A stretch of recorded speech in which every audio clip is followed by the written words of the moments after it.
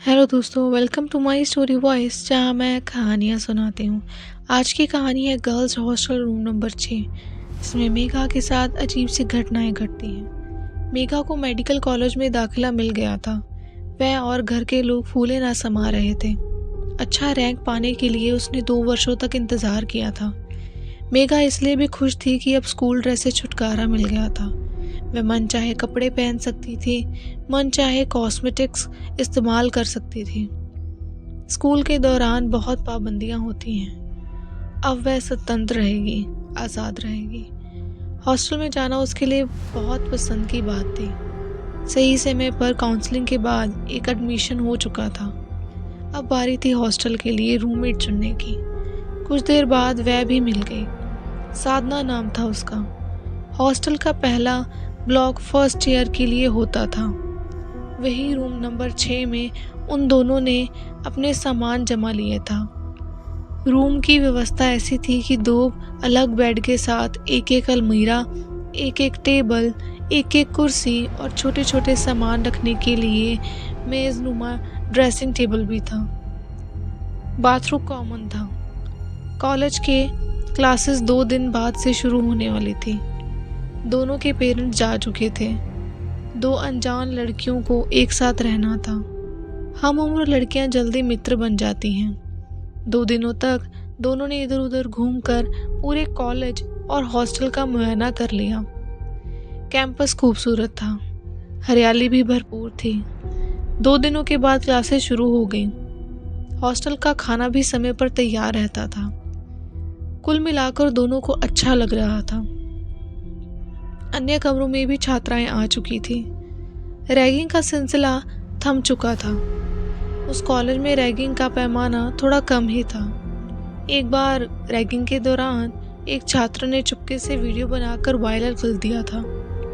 उस साल उन लड़कियों को सस्पेंड कर दिया गया था। तब से प्रशासन और स्वयं छात्राएं भी डर रहती थी। रैगिंग जैसे भयानक स्थिति को लगाम लगा था। हॉस्टल में रात सोने के पहले मेघा अपने सारे सामान को सजा करके सोती थी। रात को कमरे से बाहर ना जाना पड़े, इसके लिए पानी की बोतल भी रख लेती थी। साधना थोड़ी लापरवाह थी। उसके सामान इधर उधर बिखरे पड़े रहते, लेकिन वह अपनी तरह जैसी भी रहे, मेघा को फर्क नहीं पड़ता था। अक्सर वह रात को पानी पीने नहीं उठती थी। एक रात उसकी नींद खुली और उसे प्यास लगी। उसने बोतल उठाया, पर यह क्या, बोतल तो खाली थी। उसमें पानी की एक भी बूंद भी ना थी। मेघा को थोड़ी झुंझुलाहट हुई। साधना भले ही अपना सामान जैसे तैसे रखे, लेकिन उसका रखा पानी पीना तो ज्यादती थी। उसे भी अपना बोतल भर कर रखना चाहिए था। फिर उसने सोचा कि किसी को पानी के लिए नहीं टोकना चाहिए। उसे प्यास लगी होगी तो पी लिया होगा उसने। अब वह ध्यान देने लगी कि ऐसा अक्सर ही होने लगा था। पहले से हो ही रहा था, शायद क्योंकि वह पानी पिए या ना पिए, बोतल हमेशा खाली ही रहती थी। एक रात मेघा कॉलेज के फंक्शन की वजह से थकी हुई थी, तो पानी नहीं रख पाई।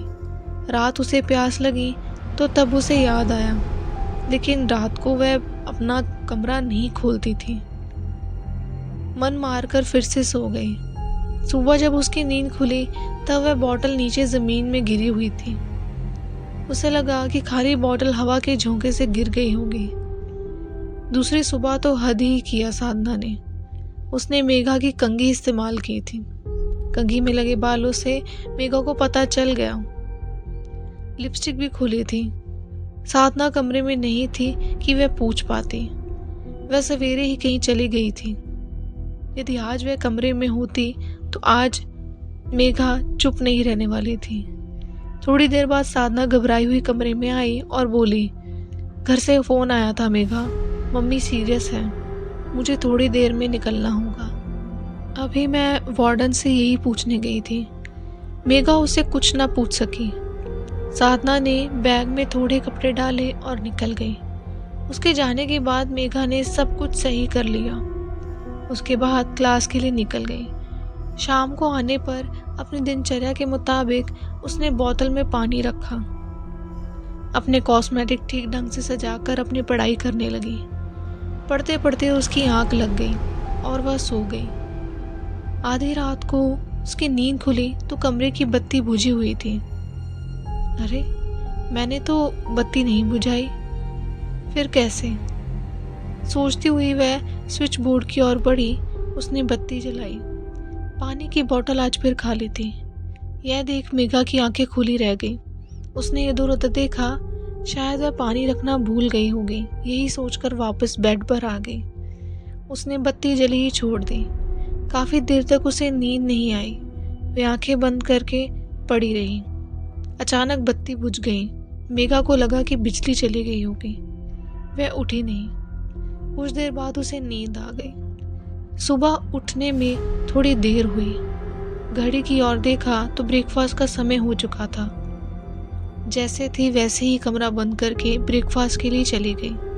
वापस आकर क्लास के लिए तैयार भी होना था।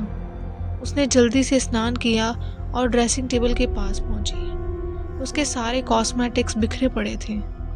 फाउंडेशन की शीशी खुली थी, लिपस्टिक भी खुला था, काजल स्टिक भी एक और लुढ़का पड़ा था, और तो और कंघी में भी कुछ बाल लगे थे। यह सब देखकर मेघा हैरान रह गई। अब तो साधना भी नहीं थी, तो यह सब कैसे? उसने इधर उधर देखा, उसकी आंखें फैल गईं। जब उसने देखा कि साधना के बिस्तर पर सिलवटें पड़ी थी, जैसे अभी अभी कोई सोकर बाहर गया हो। मेघा का कलेजा धक धक करने लगा। उसने हड़बड़ी में माँ को फोन लगाया और सारी बातें बताई। मेघा, तुम्हारी कोई दोस्त होगी बेटा, मम्मी ने कहा। नहीं माँ, मेरी रूममेट साधना घर गई है और मैंने रूम का दरवाज़ा लॉक करके रखा था। वह घबराई आवाज़ में कहे जा रही थी। तो ऐसा करो, ये बातें अपनी वार्डन को बताओ, और हाँ, हनुमान चालीसा भी पढ़ लो। इससे तुम्हारा डर कुछ कम होगा। अच्छा माँ, फ़ोन रखती हूँ, क्लास के लिए देर हो रही है। यह कहकर उसने मोबाइल बेड पर रखा और तैयार होकर निकलने लगी। जो ही वह दरवाजे तक पहुंची, अचानक दरवाज़ा बंद हो गया। वह हैंडल बार बार घुमाने लगी, पर वह खुल ही नहीं रहा था। वह दौड़कर बेड के पास गई और मोबाइल से वार्डन को फ़ोन लगाया। मैम, मैं अपने कमरे में लॉक हो गई हूँ, दरवाज़ा ही नहीं खुल रहा, रूम नंबर 6।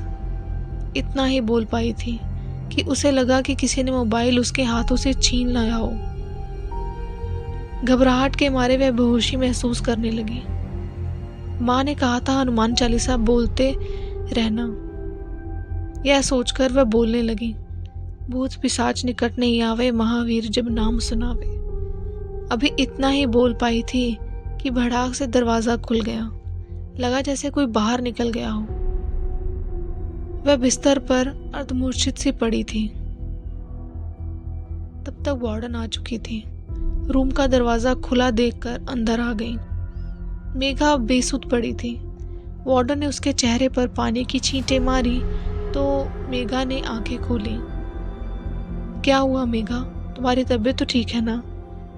मैम, कोई था यहाँ, उसने मेरा पानी पी लिया, मेरे कॉस्मेटिक्स पिला दिए और साधना का बेड पर भी सोया था कोई। नहीं मेघा, ऐसा कुछ नहीं हुआ होगा, ये तुम्हारा वहम है। नहीं मैम, वह वहम नहीं था। अच्छा, मेरे साथ चलो। मेघा को लेकर वार्डन अपने कमरे में आ गई। उन्होंने उसे गर्म कॉफ़ी पिलाई और वहीं आराम करने को कहा। कुछ देर बाद मेघा को अच्छा लगा तो वह क्लास करने के लिए चली गई। जैसे जैसे शाम हो रही थी, मेघा का मन घबराने लगा। उसने अपने कमरे में जाते हुए भी डर लगने लगा। उसने यह बात अपनी एक सहेली को बताई तो वह साथ आ गई। मेघा ने अपना बॉटल लिया, सारे बिखरे सामान अलमीरा में बंद करके ताला लगा दिया, बिस्तर ठीक किया और उसी सहेली के साथ उसके कमरे में आ गई। आज उसे अकेले रहने की हिम्मत नहीं थी। वार्डन ने भी अनुमति दे दी थी कि वह उसी सहेली के रूम में रात को सो जाए। रात हुई, मेघा की आंखों में नींद नहीं थी, बस आंखें बंद करके लेटी हुई थी। रात गहराने लगी तो धीरे धीरे नींद की आगोश में आ गई। नींद में ही उसे लग रहा था कि जैसे कोई पानी मांग रहा हो। उसने सोचा कि वही सहेली होगी, पर वह तो गहरी नींद में थी। फिर कौन था? उसका दिल जोर जोर से धड़कने लगा, पर उसने सहेली को जगाना सही नहीं समझा। कुछ ही देर बीते थी कि उसे लगा जैसे उसके कमरे की अलमीरा का दरवाज़ा कोई जोर जोर से झकझोर रहा हो। वह घबराई सी पड़ी थी। एकाएक आवाज़ें आनी बंद हो गई। वह चुपचाप सुबह होने का इंतज़ार करने लगी। सुबह हुई तो सहेली ने कहा, गुड मॉर्निंग मेघा, रात अच्छी नींद आई ना? नहीं, कोई पानी मांग रहा था और मेरे कमरे में कोई मेरी अलमीरा झकझोर रहा था। अच्छा, पर मुझे तो कुछ भी नहीं सुनाई पड़ा। चलो तुम्हारे रूम में चलते हैं। आगे आगे उसकी सहेली थी और पीछे डरती हुई मेघा जा रही थी। सहेली अंदर जाकर उल्टे पैरों वापस आ गई। क्या हुआ? कहती हुई मेघा रूम के दरवाजे पर आ गई। आज फिर बिस्तर पर सलवटें पड़ी थी। मेघा का अलमीरा खुला था और टूटा ताला वहीं पर गिरा हुआ था। दोनों सहेलियां दौड़कर वार्डन के पास पहुंची और सारी बातें बताई। वार्डन ने सब कुछ अपनी आंखों से देखा। जल्दी मेघा के घर में फोन करके वार्डन ने बताया कि यहाँ कुछ तो हो रहा है। आप मेघा को ले जाए यहाँ आकर। 2 दिन रहकर सब कुछ देखे। शाम होते होते मेघा के पेरेंट्स आ गए। उनके साथ तंत्र मंत्र जानने वाला भी कोई था। मेघा को देखते ही उसने कहा कि मेघा अकेली नहीं, कोई उसके बगल में खड़ी है। कौन? एक लड़की हाथों में पानी का गिलास लिए खड़ी है। उसके होंठ सूखे हैं। लगता है जैसे वह कितनी प्यासी है। ओह, अब क्या होगा, देखता हूँ, कहकर तांत्रिक ने अपने झोले से एक लकड़ी निकाली और उसे जलाया। वह छटपटा गई। आग बुझाओ, वह जोर से चीखी। नहीं, पहले सबके सामने आओ। नहीं, वह मारेगी। कौन मारेगी? वही जिसने रैगिंग के लिए मुझे एक बिल्ली के साथ कमरे में बंद कर दिया था। कहाँ है वह? यही खड़ी है, हरे सूट में। ठीक है, पर अब तुम सामने आओ ताकि वह भी तुम्हें पहचान सके। मैं तुम्हें मार नहीं सकती, हम लोग हैं यहाँ पर। अचानक वहाँ पर हवा का झोंका सा आया और हाथों में गिलास लिए सामने खड़ी थी हरे सूट वाली लड़की, जिसका अब फाइनल ईयर था। उसे देखते ही घबरा गई। उसे याद आया कि उसने उसे एक बिल्ली के साथ कमरे में बंद कर दिया था। उसके बाद कॉलेज में 1 सप्ताह की छुट्टी हो गई थी। सभी अपने घर चले गए थे। स्टोर वाले उस कमरे की और किसी का ध्यान नहीं गया था। जब वापस कॉलेज खुला तो उस कमरे से वह लड़की और बिल्ली की लाश मिली। यह सब उसने ही किया। यह कोई नहीं जान पाया। प्यासी थी, बहुत प्यासी थी मैं। बिल्ली ने मेरा चेहरा नोच लिया था। मैं तड़प तड़प कर मर गई। मुझे प्यास मिटानी है और अपना चेहरा भी वापस सुंदर बनाना है। उस लड़की की यह बातें सबने सुनी। हरे सूट वाली लड़की का अपराध सबके सामने आ चुका था। अब तुम्हें क्या चाहिए? कैसे जाओगी यहाँ से? प्यास बुझाकर। कैसे? उसी लड़की के हाथों से मुझे पानी पीना है और वही मेरा चेहरा संवार दे, फिर चली जाऊंगी। उस सीनियर लड़की ने उसे अपने हाथों से पानी दिया, जिसे वह गटागट पी गई। अब चेहरा संवारने की बात हुई तो वह आगे बढ़ी। बिल्ली ने उसका चेहरा लहूलुहान किया हुआ था, जिसे देख वह चीख पड़ी। फिर भी उसने अपने दुपट्टे से उसका चेहरा पोंछा। उसका हरा दुपट्टा लाल हो चुका था और वह सिर झुकाकर हाथ जोड़कर उसके सामने खड़ी हो गई। चलो, माफ़ किया, अब जाती हूँ। मेरी प्यास बुझ गई, अब नहीं आऊँगी। उसके बाद सबने हवा का झोंका महसूस किया। अब वहाँ पर वह नहीं थी। रैगिंग का भयानक परिणाम सामने था, जो हॉस्टल के कमरे में दबा ही रह जाता। पर नहीं, अपराध कभी ना कभी सिर उठाकर सामने आ ही जाता है। तो दोस्तों, ये थी कहानी गर्ल्स हॉस्टल रूम नंबर 6 की। आई होप आपको मेरी कहानी अच्छी लगी, तो इस कहानी को ज़रूर लाइक करें, दूसरे लोगों के साथ ज़रूर शेयर करें और चैनल को सब्सक्राइब करें, जिसका नाम है माई स्टोरी वॉइस, जहां मैं कहानियां सुनाती हूँ। बेल आइकन को ज़रूर प्रेस करिएगा ताकि आपको मेरी आने वाली कहानियों की नोटिफिकेशन मिलती रहें। आपने कभी ऐसी कोई घटना सुनी है तो इस कमेंट में इस कहानी के बारे में ज़रूर लिखें। तो चलिए मिलते हैं फिर अगली बार नई कहानी के साथ। Thanks for watching and listening my story voice, जहाँ मैं कहानियाँ सुनाती हूँ।